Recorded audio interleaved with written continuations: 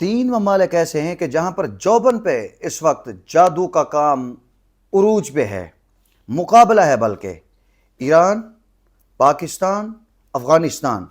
ان تین ممالک میں آپ جہاں پہ جائیں بڑے بڑے بورڈ لکھے ہوتے ہیں، بالخصوص آپ جب کراچی سے آئیں تو وہاں پر بنگال کا جادو، بلکہ بنگلہ دیش کو بھی اس میں شامل کریں، بنگال کا جادو، ایران کا جادو، پھر اس کے بعد خیبر پختونخوا میں چلے جائیں۔ اس وقت ہر دوسرا آدمی جو ہے وہ بیچارہ اس کی زد میں ہے۔ اس کی پہلی جو وجہ ہے، آپ حضرات ناظرین سامعین کو بتاؤں، اس کی جو پہلی وجہ ہے وہ بدعقیدگی اور بدعمالی ہے۔ اس کی نحوست کی وجہ سے شیاطین کا حملہ ہوتا ہے، اور اس کے بعد بالخصوص پھر جادو والے کو تو ویسے ہی اس میں چونکہ حرام افعال کرنے پڑتے ہیں اور شیطان سے مدد مانگی جاتی ہے، تو اور مزید کام آسان ہو جاتا ہے بدعمالی اور بدعقیدگی کی وجہ سے۔ آپ جہاں جائیں ہر دوسرا آدمی کہتا ہے میرے اوپر جادو ہے، اور اس میں کوئی شک نہیں ہے کہ اس وقت یہ بڑا جوبن پہ کاروبار چل رہا ہے۔ اتنا دنیا کے ہاں کسی جگہ پہ رش نہیں ہوتا جتنا عامل کے پاس، جادوگر کے پاس رش ہوتا ہے۔ لیکن اکثر بیچارے جو متاثرین ہیں جنات کے یا جادو کے، اتنی پریشان ہیں کہ ان بیچاروں کی جتنی جائیداد تھی وہ ساری کی ساری علاج معالجے کی صورت میں لگ گئی، لیکن ابھی تک 1 روپے کا افاقہ بھی نہیں ہوا، 1 روپے کا افاقہ بھی نہیں ہوا، ساری جائیداد لگ گئی۔ آپ کو میں بتاؤں، اسلام آباد میں میرا ایک دوست ہے، اس کی اسلام آباد میں سروسز چلتی ہیں، یہ جو خوبصورت ایریاز ہے نا، وہاں ان کی اچھی اچھی V8 گاڑیاں، پراڈو، روکو، ڈالے، اس طرح کی سروس چلتی ہے۔ پھر اسی طرح جو وہاں پر پہاڑوں پہ کام کرتی ہیں کرینے وغیرہ، یہ بھی اس کا کام ہے۔ اسی طرح مختلف قسم کے اس کے دفاتر تھے، اربوں سے اللہ تعالیٰ نے اس کو نوازا ہوا تھا، ارب پتی آدمی۔ چند سال بعد میری اس سے ملاقات ہوئی E113 میں، وہاں میرے سنگت رہتی ہے، میں وہاں جاتا ہوں ہر دوسرے تیسرے مہینے، بیانات کا سلسلہ ہوتا ہے۔ وہ بیچارہ ملا تو اس کے سارے دفاتر ختم، اور وہ کہتا ہے کہ 1 کروڑ روپے کی گاڑی ہے، میں جب اپنی رزق کے لیے استعمال کرتا ہوں تو وہ خراب ہو جاتی ہے، بنوا کے آگے نکلتا ہوں پھر خراب ہو جاتی ہے، وہی جب چند ٹکوں کے بس دوسرے کے پاس بیچتا ہوں تو وہ بھاگے چلی جاتی ہے، کہیں بھی نہیں رکتی۔ اسی طرح کرین ہے، وہ کام کرتے کرتے 5-10 منٹ کے بعد، آدھے گھنٹے کے بعد رک جائے گی، پھر اس کو بنواؤں گا پھر رک جاتی ہے، وہ بیچ دیتا ہوں آگے تو بھاگ کے کام کرتی ہے۔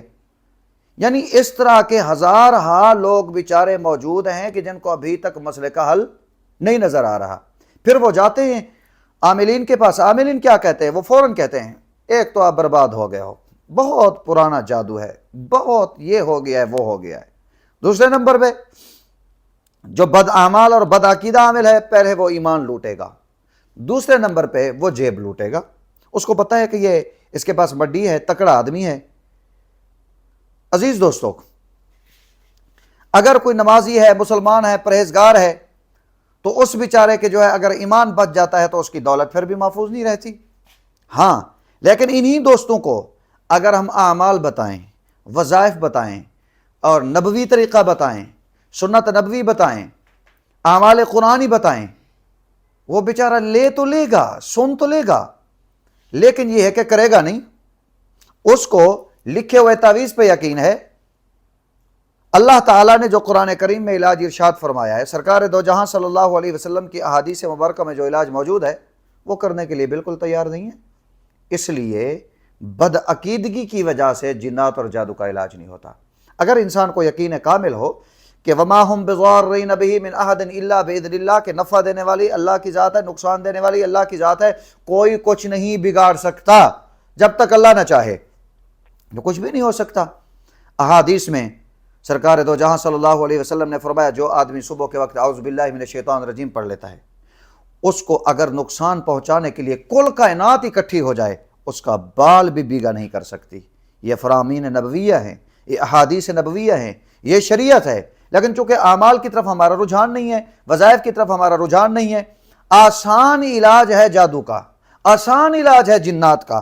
آپ صبح اٹھیں، معوذتین پڑھیں، قل اعوذ برب الفلق من شر ما خلق ومن شر غاسق اذا وقب، اور میں آپ کو بتا دوں کل کائنات کے عامل اور ان کے عمل ٹونے ٹوٹ کے ایک طرف، خدا کی قسم قل اعوذ برب الفلق کی آیت ایک طرف، من شر ما خلق ایک طرف، ومن شر غاسق اذا وقب، ومن شر النفاثات فی العقد، ومن شر حاسد اذا حسد۔ آپ کو پتہ نہیں ہے نا، چونکہ ہمارا واسطہ ہی نہیں ہے دین سے، نہ ہم سیکھنا چاہتے ہیں، نہ ہماری ضرورت ہے، نہ ہم اپنی زندگیوں میں لانا چاہتے ہیں، نہ ہماری ترجیح ہے، اس لیے ہم پریشان ہیں۔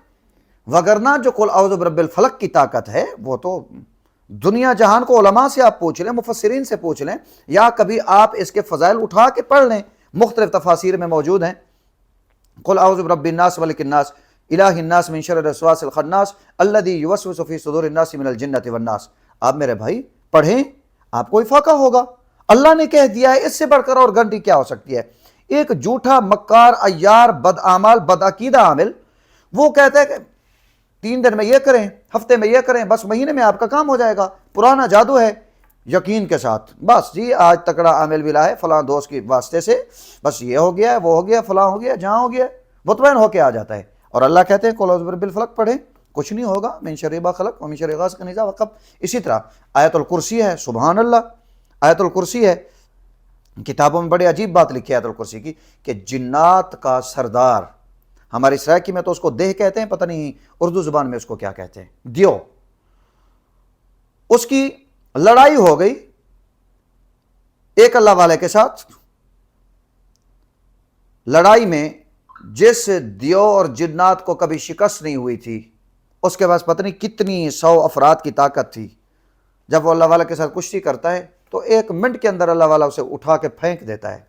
تو وہ جن کہتا ہے، وہ دیو کہتا ہے کہ مولوی صاحب آپ آیت الکرسی پڑھتے ہیں اس لیے میرا آپ پہ جادو نہیں چل سکا، وگرنہ میرے مقابلہ تو کوئی نہیں کر سکتا، تاریخ گواہ ہے۔ میرے دوست، میرے بھائی، خدا کے لیے اعمال قرآنی ہیں، اس پہ توجہ کریں۔ آپ پہ جنات ہیں، آپ پہ جادو ہے، معوذتین کا اہتمام کریں۔ نمبر 2 آیت الکرسی کا اہتمام کریں۔ نمبر 3 33 آیات کا مجموعہ ہے جس کو منزل کہتے ہیں۔ یہ 100 سال کی بات نہیں ہے، یہ صدیوں سے منزل چلی آ رہی ہے۔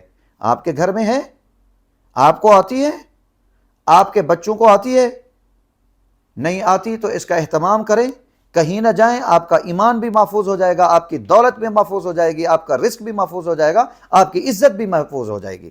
اللہ تعالیٰ سے دعا ہے اللہ تعالیٰ ہمیں شیاطین کے شیطنت سے محفوظ فرمائے،